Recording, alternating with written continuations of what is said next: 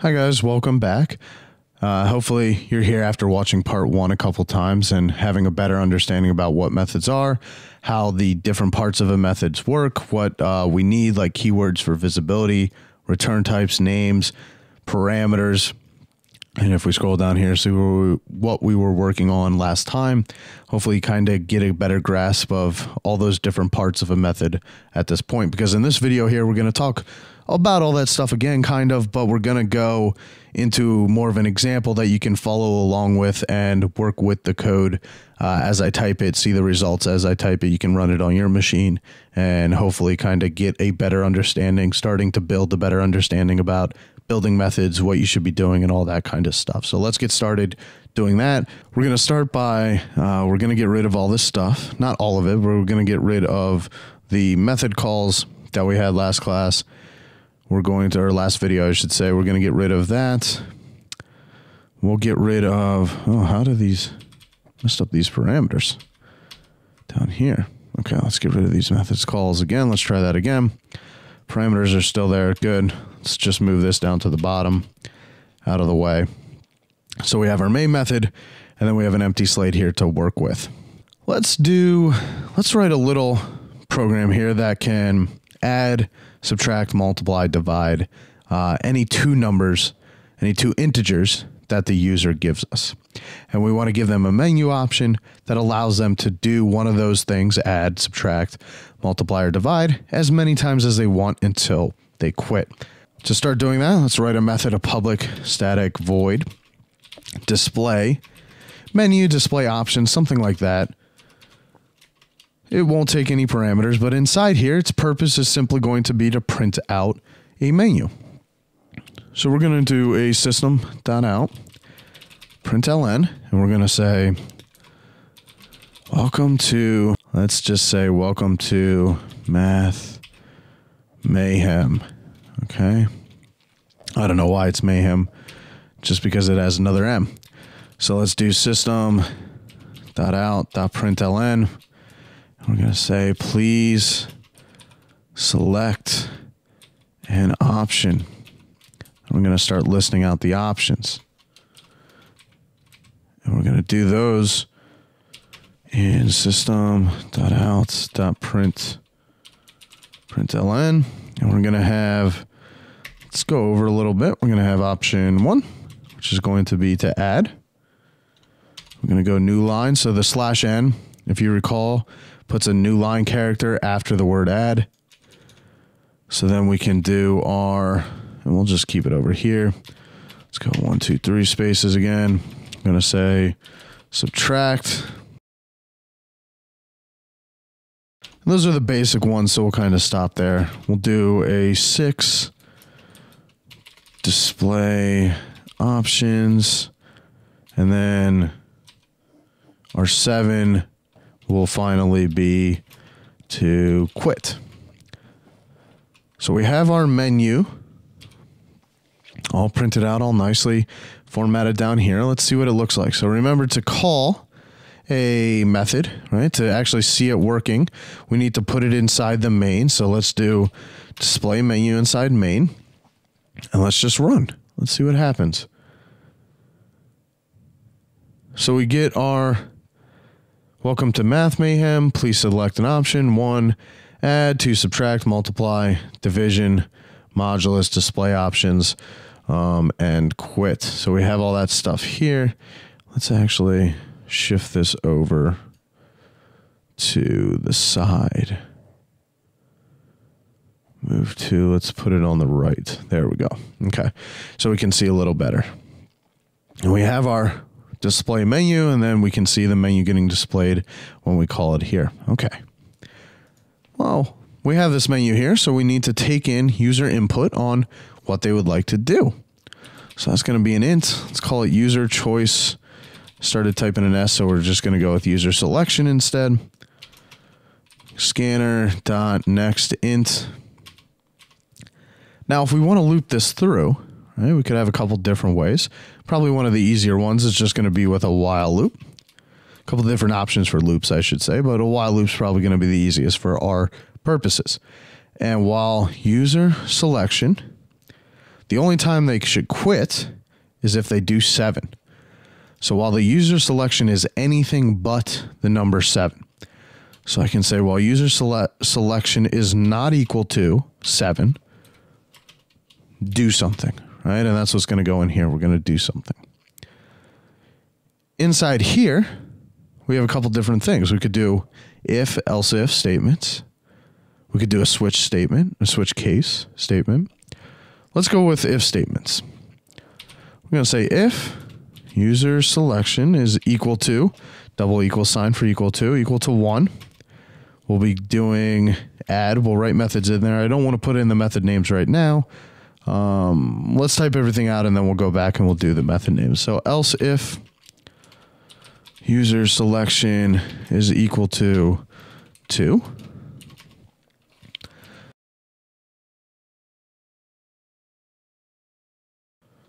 Six we can kind of take care of right now though, because we already have the method for it, because 6 is just display options. So we can say display menu, right? So right away, we can see the point of methods with code reusability. I have my display menu here, 2 lines of code, right? My actual display menu method, it takes many more lines of code. So instead of having to copy and paste this in this else if statement, along with having it up here, right? All I have to do is call display menu and it takes care of it for me. Finally, we can say else if user selection equals 7. Now, if it equals 7, I want to leave the while loop. And we saw this when we talked about switch statements. If you recall, when we were dealing with switch statements, after every case, we needed to say break. Right, and break caused us to leave the switch case. If you also recall, in some of our for loops that we had to write, depending on if a number was even or odd, and then how many times we've printed out even or odd numbers, after we reached a certain number of times printing them out, we had to break out of that for loop, and we use that keyword again, break. So break, when we hit this line, allows us to leave whatever we are in. And it doesn't really affect the if statement and else if statements. It's not just saying, oh, only leave those. It's saying leave the outer loop that you happen to be in, whether that's a switch case, whether that's a while loop, a for loop, things like that. It says leave whatever loop comes directly above me. In this case, it is the while loop. So if the user selection, else if the user selection is equal to 7, break out of the while loop. And we'll test that out shortly here to see how that works. The reason that I made this an else if instead of just an else is because else could have covered any other number outside of 1 through 6. So it could have been 0, could have been negative, could have been positive 999. I would have went into that else and broke, and I might want that. That might be a valid thing to do, but specifically our menu says they need to hit 7 to quit. And I'm not going to test in here to make sure they fall between 1 and 7 here. It's not really the purpose of building this one. We're focused on methods, but that could be something that you could add extra later on. You might want to test to make sure that the user enters a valid number here. And then if they do some value or action. Okay, and let's test out what we have so far. So let's run. We should see our display menu, and we're going to notice something's off, and I noticed something's off here right as I ran it. I don't like that we prompt the user up here, so they should kind of know, please select a menu option. So if we hit 6 again, we should get something. So now we're stuck. Right, so now we're stuck. As you can see, we're stuck in this infinite loop, and I'm going to let it run here for a moment because we never asked the user for another selection inside our while loop. Right, and if you notice when I was hovering over this thing here, it did pop up and it did tell us that. It said condition user selection double equals 7 is always false. And you might be wondering why that got selected, when I was hovering over it. Well, it's always false because user selection gets set out here, and whatever the user selects, I'm permanently going to be in that user selection unless they select 7 from the get-go. And if they select 7 from the get-go, I'm not going to go in my while loop even once. So if they select any other number but 7, I'm going to be stuck in here forever. I'm never going to get to exit. So after all these else if statements, I need to update the user selection. I need to say user selection equals scanner dot next int, and maybe I should prompt the user system.out.println, and I could say make another selection, right? To let the user know, okay, hey, I finished doing what you asked. You can now make another selection and continue on with your program. Okay, now let's run what happens here. Let's see if that fixed what our issue was. So the user enters 6. Make another selection. Okay. If I enter 7, I quit. Okay. So the two things we have seem to be working so far.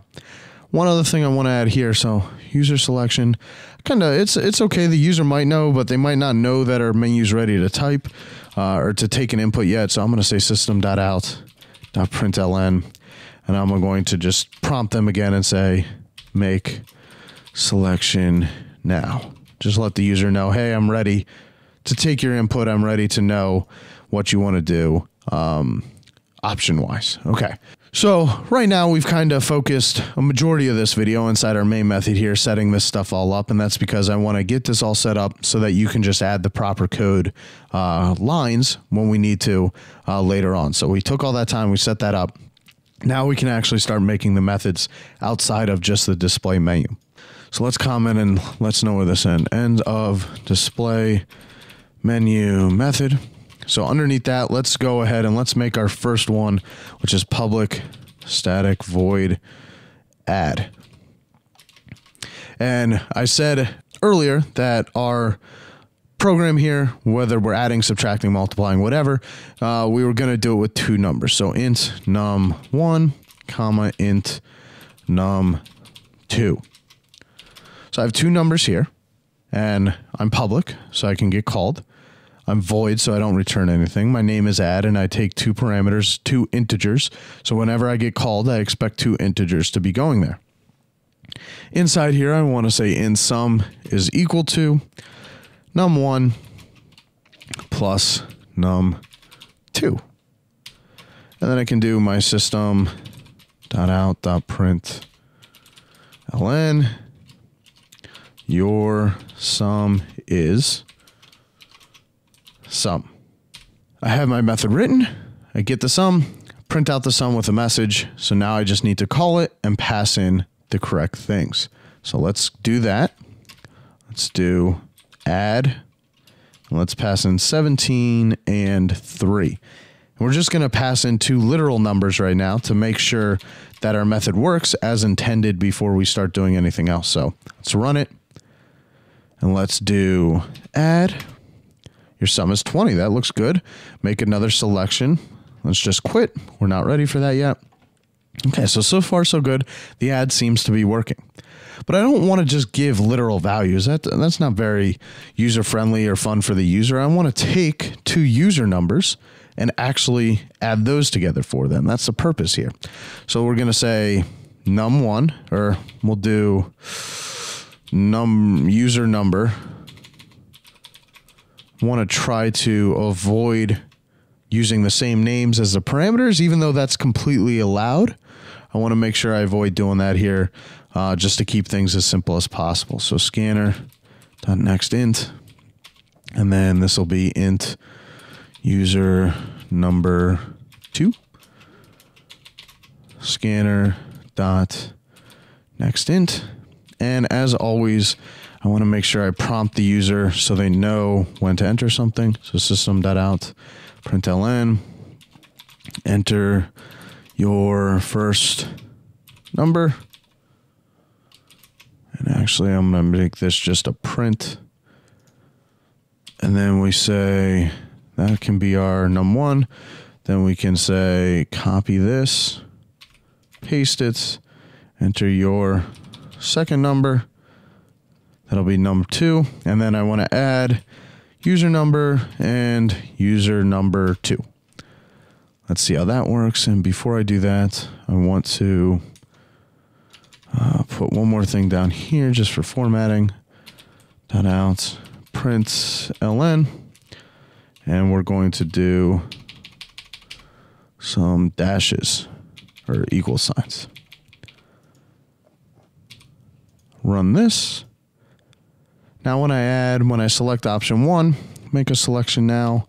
Number 1, enter your first number 15, your second number 16, your sum is 31, and then I get my nice break here for make another selection. Cool. So I have a method that takes 2 user numbers and adds them together. The method's return type for add is still void, and that's okay. But I did mention that we were going to talk about some other return types that you could have for methods and be able to show those off. So let's change this. I don't want to deal with void anymore. I want to actually get some value back. So I'm going to change this return type to be int. I'm adding 2 integers together, so I will get an integer back after that, so I can return int. And notice when I change this return type from void to int, this is now underlining in red telling me I have an error. It says missing return statement. Well, that's because I haven't returned anything. I've just done a simple print out. So instead of printing it out, I just say return sum. And what return sum means is whenever I got my value for sum, whatever value is stored in there, when I hit the return line, I literally return that value back to where I was called from. So whatever value is stored in sum gets returned back up to where the add method was called, which is right here on line 23. So that value in sum gets returned to this line. So if I run this and I select add, and I type in 10 and 11, what do you think is going to get printed out here? Make another selection. I don't see any printout that tells me what my sum is. I don't even see a number that tells me what my sum is. Well, that's because I haven't actually done anything. I haven't actually done anything with it. Right? And it would have helped if, I guess, the method was actually there. That might have made more sense. So let's run this again. I'm going to tell you right now, it is going to be the same outcome. Right? So I'll add even with the method there, 10, 11, right? Make another selection. So it wasn't the fact that I accidentally deleted the method, why nothing happens. It actually wasn't going to happen no matter what. The reason for that is because the sum does get returned here, but you can see when I hover over it, result of methods.add, right? Result of the method add is ignored. And what that means is I'm not actually doing anything with the result that's getting returned to me. I no longer have the benefit of having the print line down here that just prints out the sum. I get that value back and I'm not doing anything with that value. That value isn't getting printed out up here. That value isn't getting stored anywhere up here. And that's an issue. So I have a couple different options. I have the option of being able to say int total, or let's do int result is equal to whatever value gets returned by add. And then I could print out system.out println your sum is, and print out this result. And that would give me an answer. So if I run this, I can now do 1, 10, and 11. Your sum is 21, and that's kind of what I expected. The other option I have up here, let's just comment these out for now. The other option I have up here is in my system.out.println, your sum is, and similar to how I did math.square root, if you recall from the first video, math.square root, I just called right inside the print. I can do the same thing with add, and I could add user number and user number 2. Right, so I have my method call in here, right, and we're getting a little too wide for the screen. So I have my print right here, and if I run this, it's going to be kind of crammed over here, but we can get the idea. Do 1, I'll do 10, I'll do 11, right? Your sum is 21. So the result is still the same. I can either call the method and store it in appropriate data type that gets returned. So I'm storing this in an integer because I'm getting back an integer. Or I can call the method directly inside the system.out.println with the correct parameters. For these videos, I like doing it the first way that we did, with just the stored in the right variable, stored in the right data type, and then print out that data type. I like that way better as we're first learning here. But I have my method that works. It does addition like I expect it to with any two user numbers, and then I can always do things, quit, and so on and so forth. And let's quit this one as well. Okay, so I have a return type of type int, and I return an integer after I've made my calculation. Now it's time for you guys to take the wheel here, and we're going to do a mini challenge, and you guys are going to actually code up the rest of these options. You're going to code subtraction, multiplication, division, and modulus. We have everything set up here. You can mimic what we did for selection 1. You don't have to worry about 6 or 7. That's taken care of. We saw that works. So you're just going to fill in these else ifs for 2, 3, 4, and 5, and you're going to write the methods for those. So I'm going to write out the mini challenge on what I expect to have happen, and then we're going to come back and we're going to talk about it.